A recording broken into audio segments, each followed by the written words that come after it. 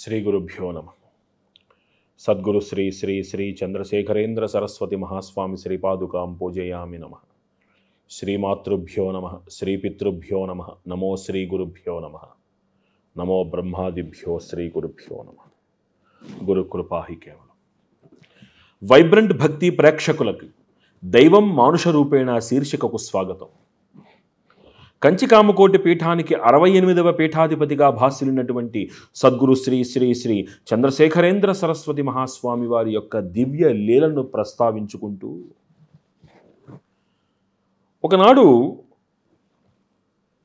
కామకోటి పీఠమంతా కూడా స్వామివారితో సహా అందరూ మద్రాసు చేరారు, చెన్నపట్టణానికి చేరుకున్నారు.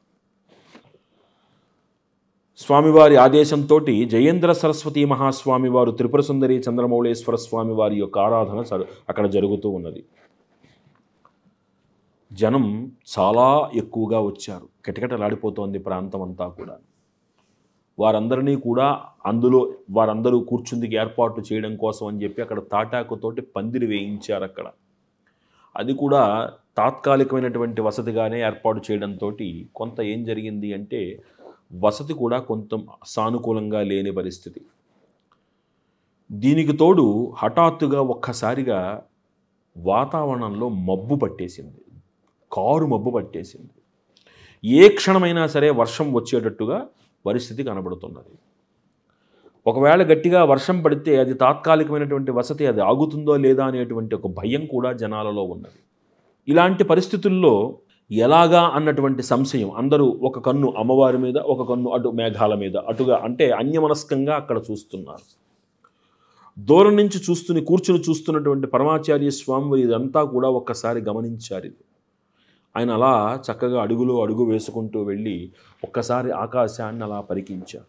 దీన్నంతటినీ కూడా ఈ స్వామివారి నడవడాన్ని, రావడాన్ని, అలా ఆకాశం కేసి చూడటాన్ని, ఇదంతటినీ కూడా దూరం నుంచి ఒక వ్యక్తి గమనిస్తున్నారు. మరి స్వామివారి మహాత్మ్యం ఏమిటి అనేటువంటిది అనుభవైక వేద్యమైనటువంటి వారికి వేరే చెప్పనవసరం లేదు. అలా చూశారు స్వామివారు. ప్రకృతితో సంభాషించగలిగినటువంటి తపస్సులు మనకి పరమాచార్య స్వామి వారు. ఇవి అష్టసిద్ధులలో ఒక భాగం. ఇది మనం జాగ్రత్తగా గమనించుకుంటే అర్థమవుతుంది మనకి.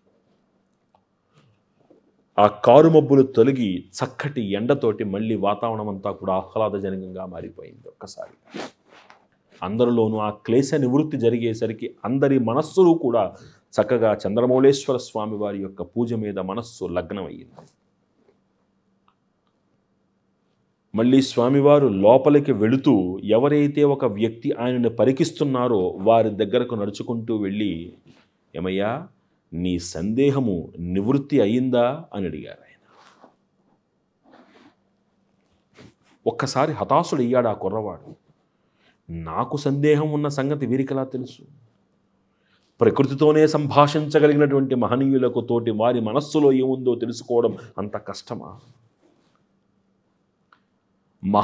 నాస్తికవాదుల్నే ఆస్తికవాదులుగా మార్చి తమ చరణం దాసులుగా మార్చుకున్నటువంటి మహనీయ కృపాసిద్ధు పరమాచార్య స్వామి వారు. ఆ మాత్రం వారికి తెలియదా?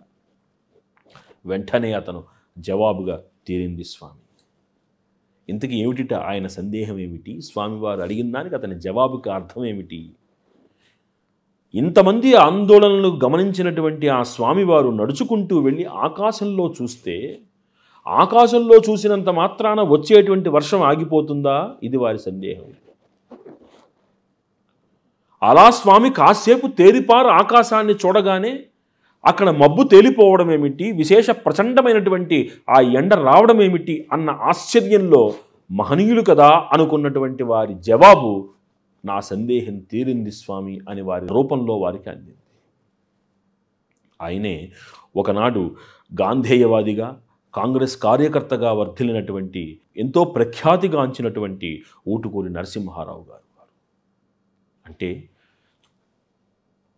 ఆధ్యాత్మికత అంటే నాకు ఎంత భక్తి ఉంది, నేను ఎంత అనుష్ఠానము చేస్తున్నాను డప్పాలు కొట్టుకునేది కాదు.